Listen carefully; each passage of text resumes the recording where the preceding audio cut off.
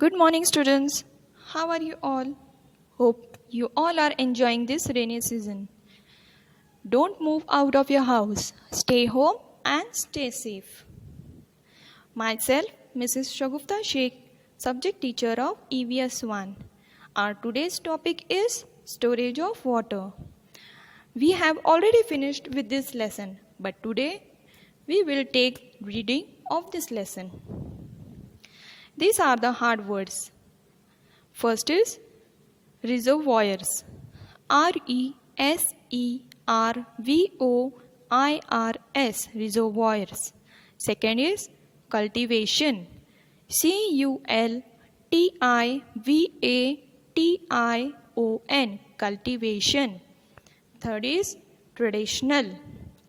TRADITIONAL, traditional. Fourth one is economical. ECONOMICAL, economical. Fifth one is electricity. ELECTRICITY, electricity. Sixth one is institution. INSTITUTION, institution. Seventh one is Jaikwadi. JAYAKWADI, Jaikwadi. Eighth one is Koyna. KOYNA, Koyna. Ninth one is Ujni. UJNI, Ujni. Tenth one is Yeldari. YELDARI, Yeldari. Storage of water. Try this. Here is the activity which we have already seen in our previous video. Have you all performed at your home? Let us read now. Make a small hillock of mud and stones in the schoolyard. Set some stones into the hillock. Pour water over the hillock from a watering can like rain. Use the following points to study how the water flows over the hillock. Like this, you have to make a small hillock of mud and stones and pour water from a watering can like rain. You have to use the following point to study. First one is, in which direction does the water flow? The water will flow in the downward direction. How does water flow on the steeper slope? The water will flow faster on the steeper slopes. How does it flow on the gentler slope? It will flow very slow on the gentler slope. What happens when the stone causes an obstruction? When the stone causes an obstruction, the water will flow in the outward direction and it will change its way. Where do puddles form? Puddles are formed where small pits are formed. When does the direction of flow change? The direction of flow change when there is an obstruction. Now, second point. Now stop watering the hillock. Make observations using the following points. Till now, you were watering the hillock. Now you have to stop watering it and make the following observations using the point. First one is, why did the hillock dry when we stopped pouring water? Because the process of absorption was stopped and the hillock seeped all the water into it. Therefore, it dried quickly. How long did the hillock take to dry? It will nearly take an hour to dry. Which part of the hillock dried quickly? The part of the stone will dry quickly. Which part took longer to dry? The part of the mud will take longer to dry because the mud will absorb all the water. Why did it take longer to dry? As I said, the mud will absorb all the water in it and it will take longer to dry. Next is, you will realize that some rainwater flows away over the ground. Some water seeps into the ground. All the water we get comes from the rain. The rainy season lasts for 3 or 4 months. Along with us, all living things use this water all year round. What is the main source of water? Yes, it's the rain. From where do we get water? We get water from the rain. It is the only source from where we get water. Now the rainwater, some water seeps into the ground and some water flows away over the ground. As we all know, all living things use water and need water all year round. We cannot live without water. Next paragraph. If we do not store water, we will not have enough water for our needs. That is why we have to save water. Water must be used economically. In this lesson, we will see different ways of storing water. What will happen if we do not save water? If we do not store water, we will not have water and there will be no life. As we all know, water is life, so we have to save it and use it very economically and carefully. In this lesson, we will see different ways of storing water. First one is old water stores. In the olden days, several methods of storing water were used in our state. Nowadays, these old water stores are rarely used. However, their remains can be seen in all places. Some of them are very beautiful. Water in some of these stores never gets depleted. In olden days also people need water. How they were storing water? Now here we will learn different ways of storing water. First one is how the people used to store water in olden days. First one is wells. Some rainwater seeps into the ground. Wells are dug to obtain this water. In the picture you can see the well. The rainwater seeps into the ground and wells are dug to obtain this water. From these wells, people used to remove the water for their needs. Next we will see. Second one is water tanks in hill forts. People lived on the hill forts in the past. They also needed water. The forts had reservoirs and tanks dug into the stone. Here in the picture you can see a tank on Fort Shivneri. Like this, on every fort you can find out the reservoirs or tanks dug into the stone. Usually the forts are on the top of the hill, so it was not possible every time for the people to carry water from down to the top of the fort. So there were reservoirs and tank dug into the stone for the use of the people. Next one is draw wells, which is also called as aad. In the past, draw wells were dug to get drinking water.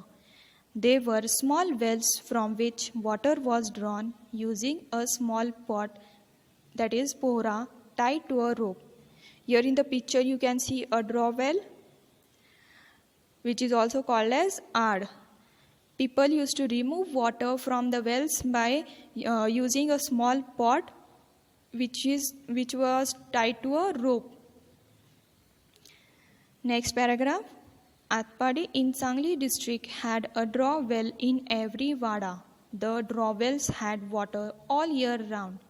When the tap water system was introduced, the draw wells went out of use. Many were sealed. Now there are very few left in Atpadi. This can be seen in many villages.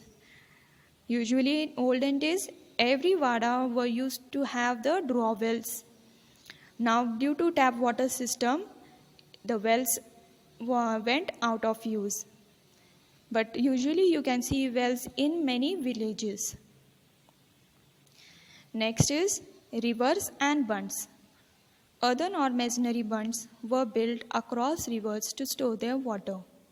People in olden days realized that the river water can also be used for their needs. Therefore, they built a small wall across the river to stop the river water, and the water behind the wall can be used by them. This small wall, is called as a bund. Next is old reservoirs. Reservoirs were built in areas of low rainfall or in areas without a major river. Most of the reservoirs were built using stone and mortar. Usually the reservoirs were built where there is low rainfall, and it was built using stone and mortar. Mortar means a thick mixture of sand, cement and stone. Next one we'll see old tanks, which is also called as haud.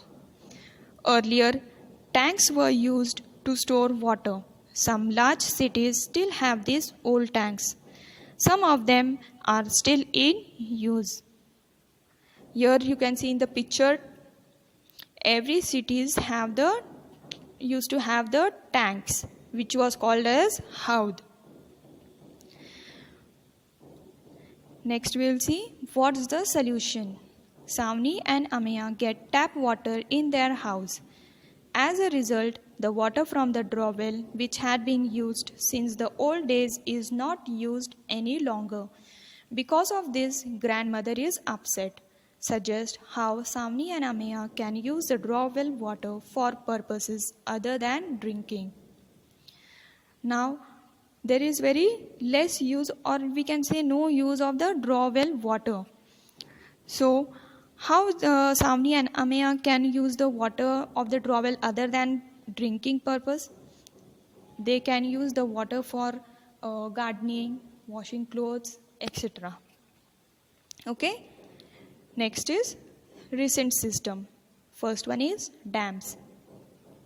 The most important of all recent water storages is the dam. Dams made it possible to store huge quantities of water. As a result, more land was brought under cultivation. Cities began to grow. It became possible to set up factories and generate electricity. Maharashtra has several large dams such as Jaikwadi, Koyna, Ujni and Yeldhari. Now in the recent system, how the people store water? Through dams. Dams are built to store water, and this dam water can be used for many purposes such as factories, cultivation and generating electricity. Maharashtra has 4 large dams such as Jaikwadi, Koyna, Ujni and Yeldhari. Find out exactly where these dams are located on the physical map given in your textbook. Now, with the help of the physical map, you will be finding out these dams where it is located.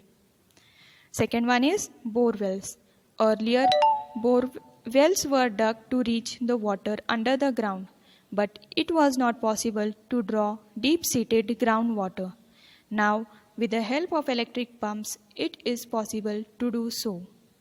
Bore wells are dug for this purpose. These wells are very deep but very narrow. Nowadays, the people dug underground.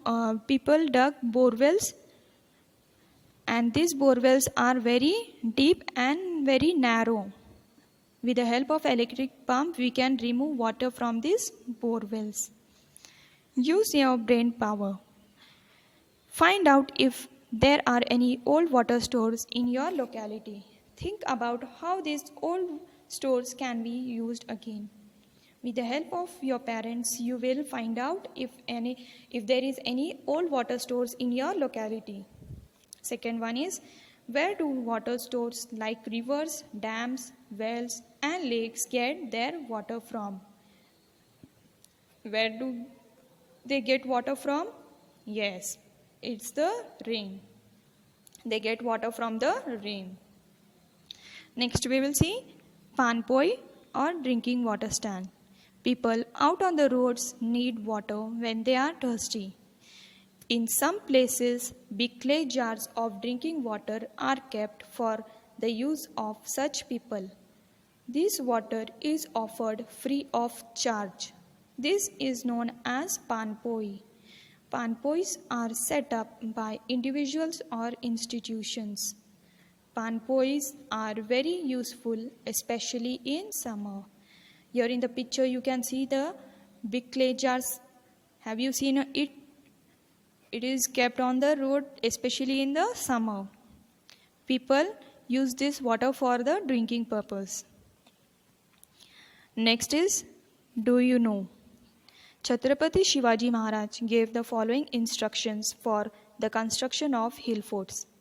A hill fort should be built after first finding out if there is water in the place. If there is no water and if it becomes necessary to fortify the place, then by breaking the rock reservoirs and tanks should be built. One should not wholly depend upon the supposition that there is a spring of water in the fort and that it would somehow or other supply enough water. For storing water, 2 to 4 reservoirs should be constructed. Water from them should not be allowed to be spent. The water in the fort should be well protected. Next, what we have learnt. What we have learnt in this lesson? Traditional methods of water storage, modern methods of water storage, economical use of water. Always remember, water is a natural resource. All living things need water. We must keep this in mind when we use water. As we have already discussed, all living things need water. Therefore, we should use water very carefully. So, save water, save life. Kindly subscribe our channel to receive further notification. Thank you.